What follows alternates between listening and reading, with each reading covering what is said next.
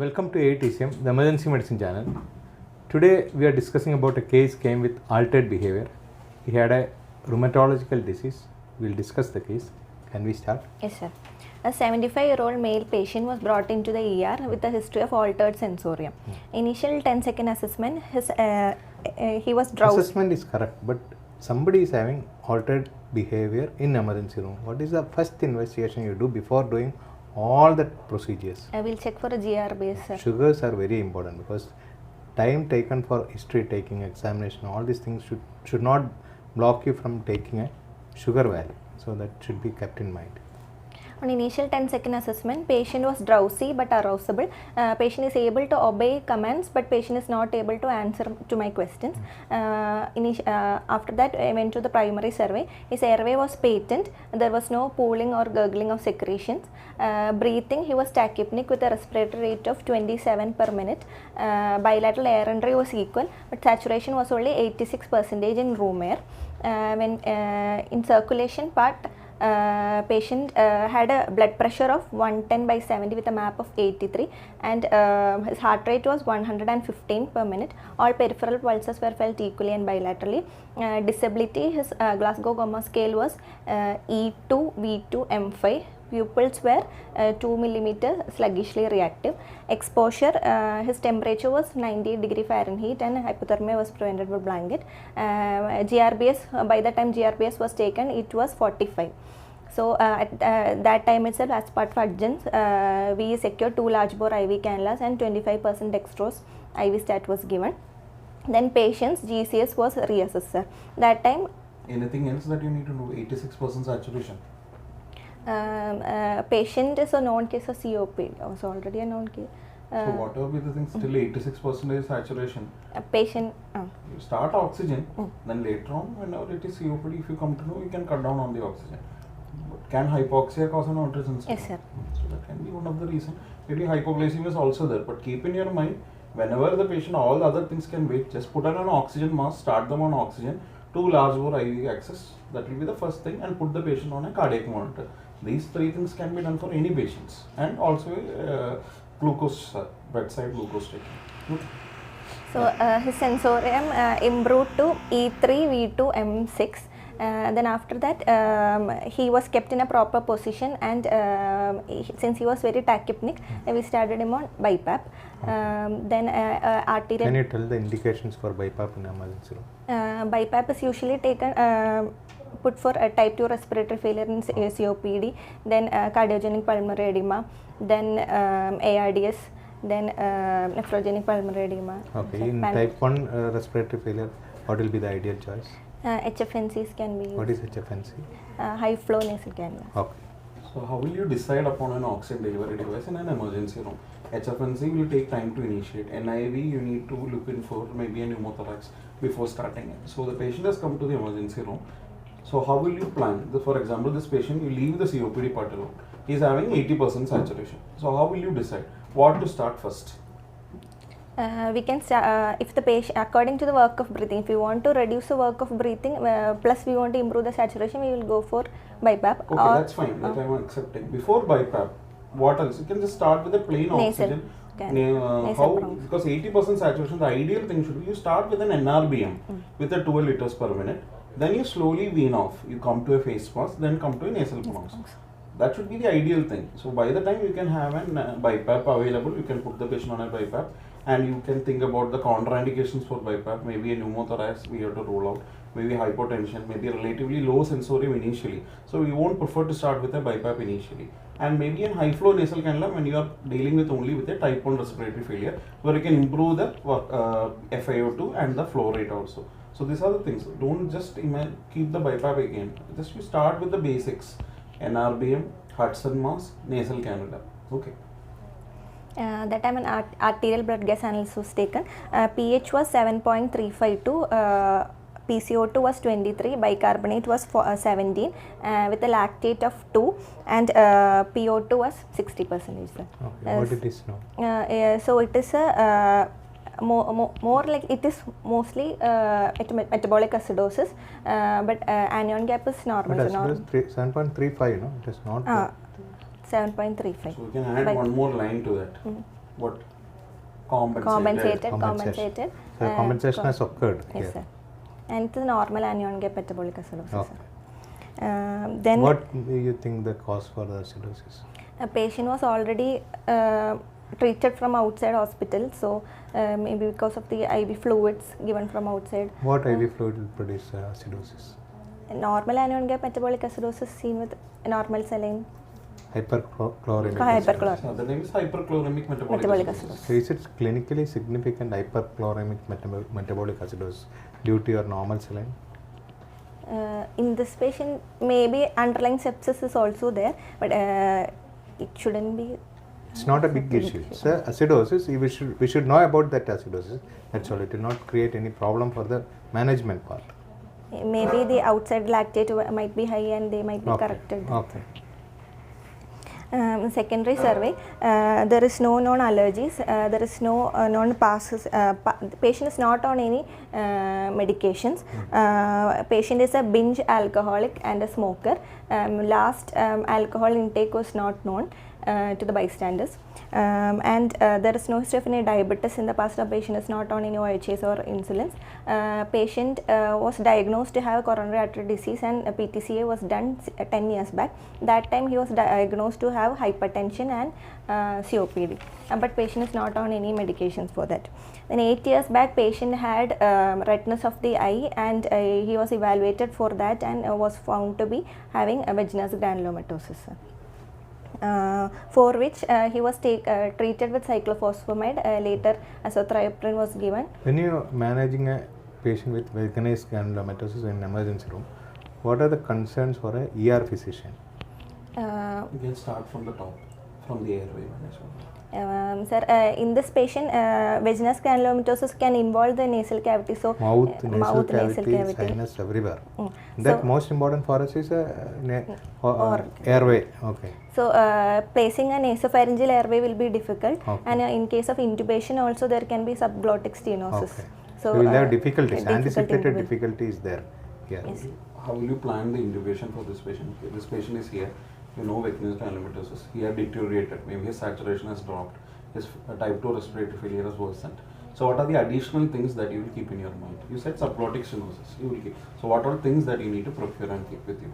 So we should be ready with the small size tubes. Then even if at all the small size tubes are not going, we should plan for a cricothyrotomy if required.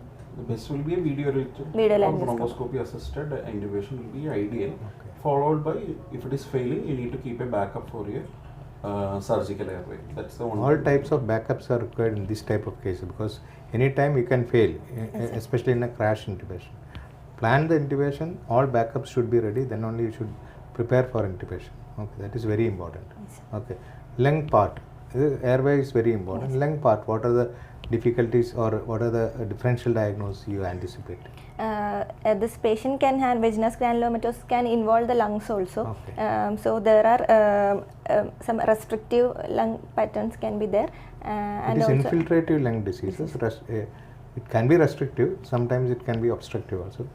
So you can have both infiltrative lung disease and infectious lung disease. Infiltration due to the disease itself, infection due to secondary to the steroids or whatever he is taking, immunosuppressants can produce infection. Both are possible. Okay. So when you are planning for the ventilator settings, what all things that you will keep in your mind? He says COPD, he has got some lung infiltrations by the vaginal granulomatosis. So how will you decide on your ventilation? So starting from your PEEP, pressures, so what are the anticipated complications that you can think of? In case of PEEP, sir, he's a COPD patient, so we cannot go for select a high PEEP, sir. There is a risk of barotrauma.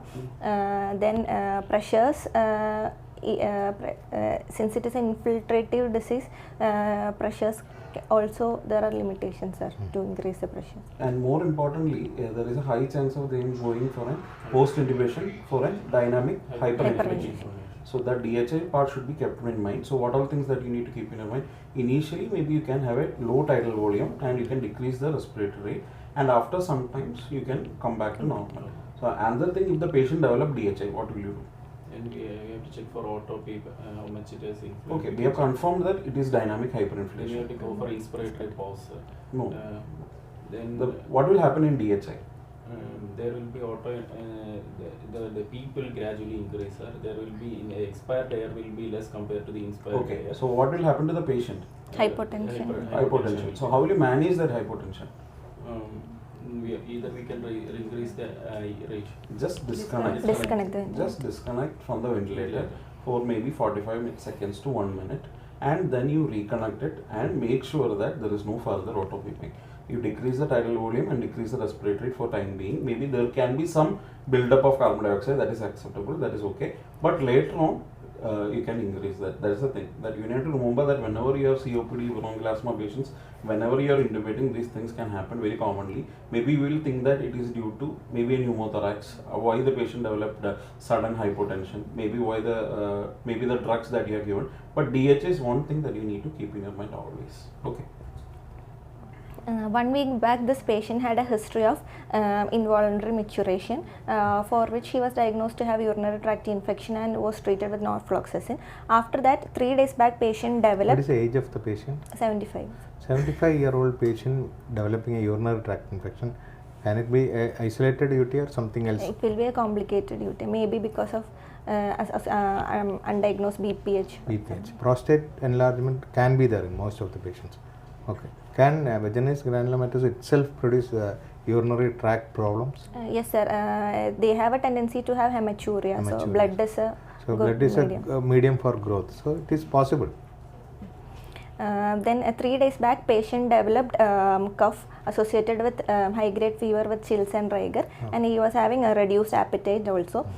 So he was taken to outside hospital. In the hospital stay, patients gradually developed altered sensorium and all. So in that outside hospital, they were evaluating for that. CT was done. CT was normal. What is the sodium during that time? Sodium was 125, sir. What do you think the patient who is having infiltrative lung disease, sodium is low, what are the differential diagnoses you suspect? SAADH. SAADH is the first thing to suspect. A patient who is unconscious, he can very well have a depletion because he is not taking salt, somebody is not taking properly, or somebody is not taken care properly, can have hyponatremia. But here you have to think about SAADH because infiltrative lung disease is there, SAADH is the first possibility. Outside, they repeated the urine routine, and that time there was 3 to 5 pus cells with numerous RBCs. Then what do you think? RBCs alone, what are the possibilities? 3 to 4 pus cells are normal. Maybe because vaginous granulomatosis itself, then partially treated UTI. Okay, partially treated UTI, BPH, stones, vaginous granulomatosis, everything can produce. Simple thing, post-catheterization. Okay. Also one thing you can keep in mind. So outside total count was 6,000, sir. With the CRP was around 300 and Procal was more than 100. Then there was a acute worsening of the creatinine also. Urea was 82 and creatinine was 1.6. Then in LFTs, his bilirubin was found to be 14.1 and direct bilirubin was, total bilirubin was 16 and direct bilirubin was 14.1. And OTPTs, SGOT was 1144, SGPT was 146. Okay. What is alkaline phosphatase? Alkaline for 660. What do you think about this LFT pattern? You have a patient who is a very high bilirubin, very high elevated SGOT, SGPT more than thousands. Alkaline phosphatase is elevated. So you can have differential diagnosis. What are the possibilities? Can be acute viral hepatitis with obstructive phase. There alkaline phosphatase can be elevated because of obstruction in the canaliculi. Other possibility? Then vaginous granulomatosis infiltration. Very rarely, this disease mainly involves lung and kidneys, but rarely if the patient's that pathogenesis is not controlled, everywhere it can produce.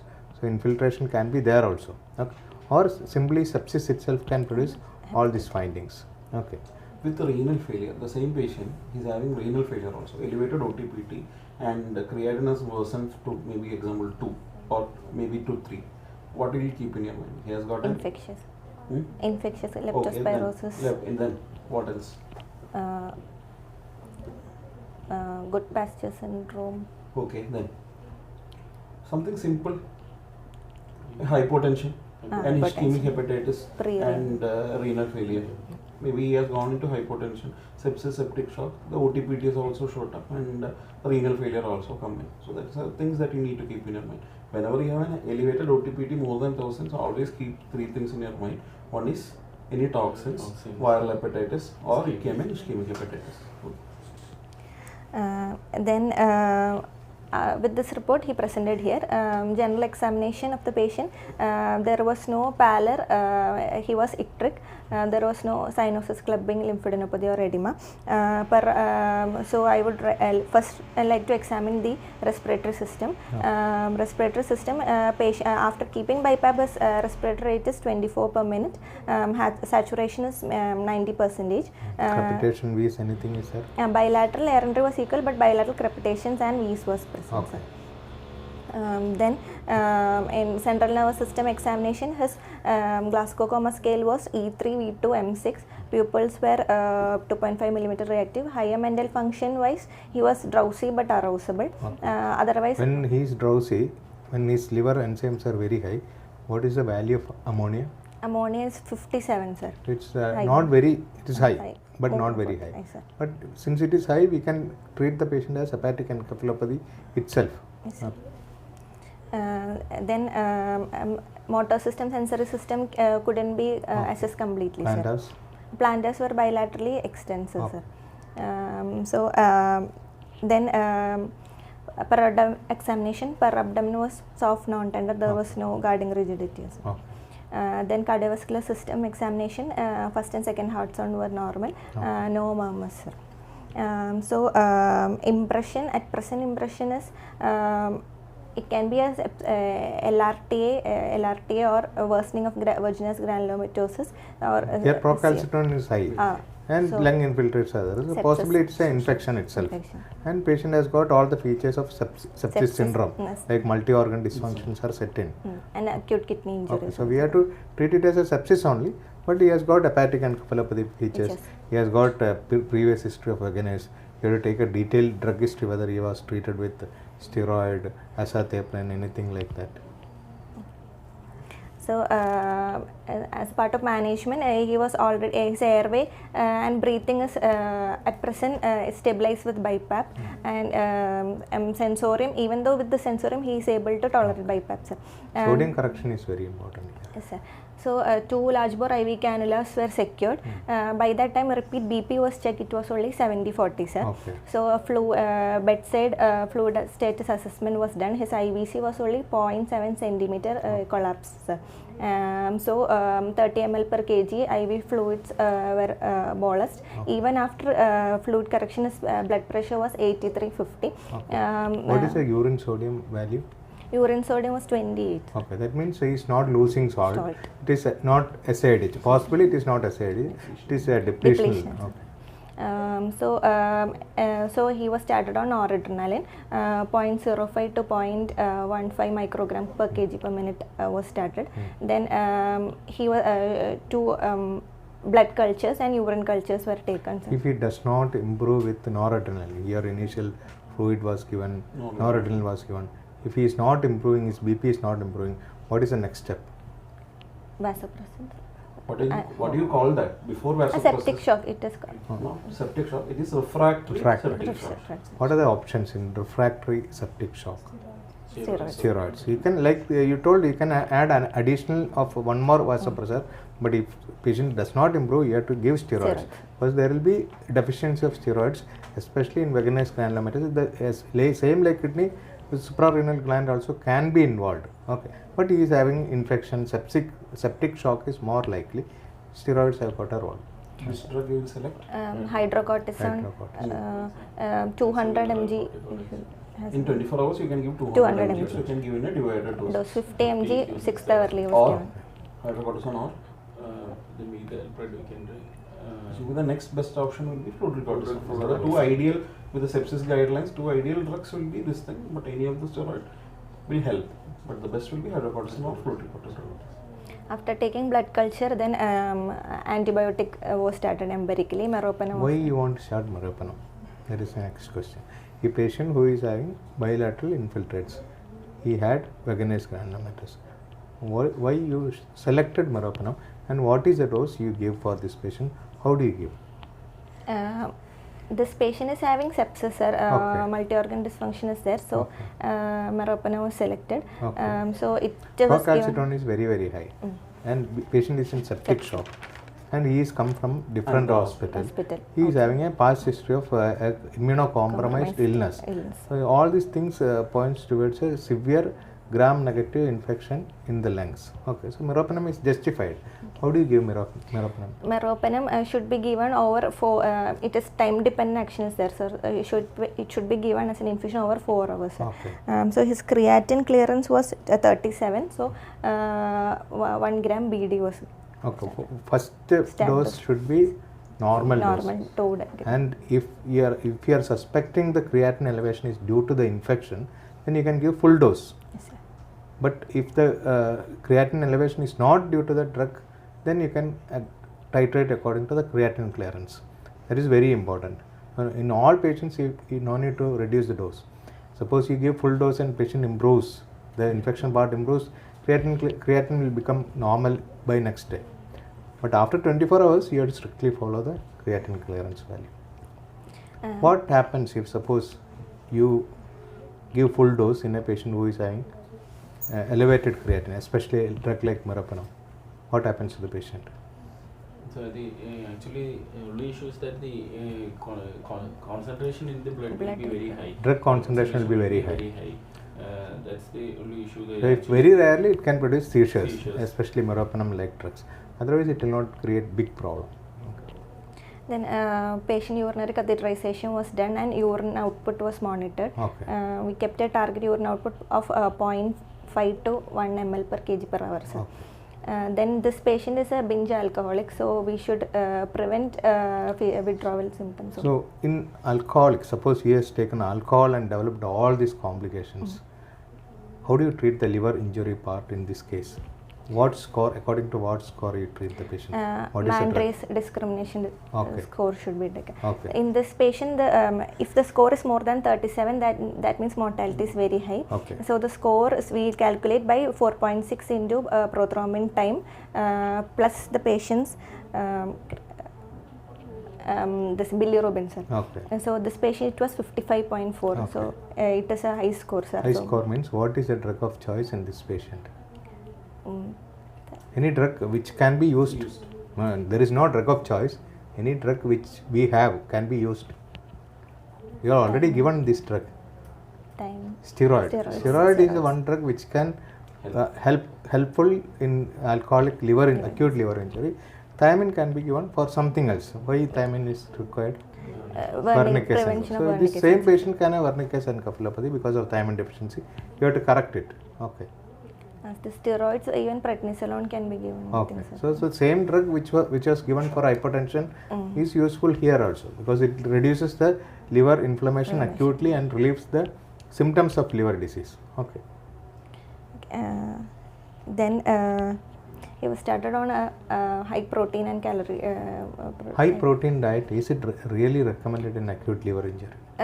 In hepatic encephalopathy, it is actually contraindicated. It may not be required in acute phase, but once the patient stabilizes, recovers in ICU, you can use a high protein diet. Otherwise, for an emergency doctor and emergency ICU, high protein diet in acute liver injury should be avoided as far as possible. Once the patient improves, then you can add the planned protein diet.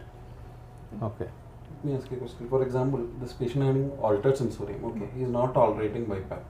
Yes, sir. Okay, maybe, but the parameters looks okay, but he is maybe alcohol withdrawal. You can think about it. What will be an ideal sedative agent that you can choose in here, which will not have a respiratory issue? Dexmedetomidine. So that's the one thing that which has been very helpful and we can safely use in a patient with an liver injury as well as a lot of alcohol withdrawal syndromes we can safely use, which will not cause respiratory depression. Maybe start with a small bolus and with an infusion. That's the one thing that you need to do. For example, this patient need RSI. So how will you select your drugs? This patient we can analgesic part we can plan on Fentanyl, sir, 1 microgram per kg. Then this induction agents, etomidate will be safer, sir. It's okay. Already this patient is having tachycardia. But septic shock, etomidate is said to be adrenal suppression. But you are giving anyway steroids. Steroids. So it is not very much, but you are giving steroids as a backup. So there is no much contraindication to give etomidate. Then paralytic agent, rocuronium can be selected, sir. So in this patient I had a hyperkalemia, potassium, our lab potassium was 5.9, so succinylcholine was avoided. Succinylcholine was avoided, okay. And now the vaginous granulomatous part, it is not useful for an emergency doctor, but we should know about this. How do you investigate this case? Vaginous granulomatosis, ANCA value should be checked, sir. Okay. So mostly in vaginous granulomatosis, C ANCA will be high, sir. High. And in 25% P ANCA will also be high. Okay. That means myeloperoxidase will be positive, Okay. sir. So other investigation, one is C ANCA. Any other investigations should be done? Because the drugs like Struck-Strauss syndrome, PAN, all these things have similar features. Okay, but there are slight variations. Some involves kidney, some involve liver, some involve lung, some involve brain. So, but everything is small vessel vasculitis. Sir, eosinophil levels should be checked to rule out Chuck-Strauss. Okay, and IgE levels also can be elevated there. Okay, ESR, CRP both can be elevated in all these conditions. Complement levels. Yes, sir. Complement. When the kidneys are involved, so many rheumatological diseases, when the kidneys or basement membranes are involved, it will be due to the complement induced injury. Complement levels can be acutely low. Okay, if the patient's infection getting controlled, and you still have lung infiltrates, still have microscopic hematuria, what else you can add for this patient in your ICU after controlling the initial infection? Or suppose there is here in this patient procalcitonin is normal, you have normal counts, but lung infiltrates are there. Can be part of the vaginous granulomatous itself. How do you manage it? Somebody is having lung infiltrates, but it is not infection. We have ruled out possible infection by culture, procalcitonin, BAL, all these things we ruled out. Disease management. Steroids. So you have to give steroids. What is the steroid you give? Hydrocortisone. Methylprednisolone, 1 gram into 3 days, then 1 mg per kg body weight tablets can be given. And you can avoid steroid, you can add some other drugs like other drugs.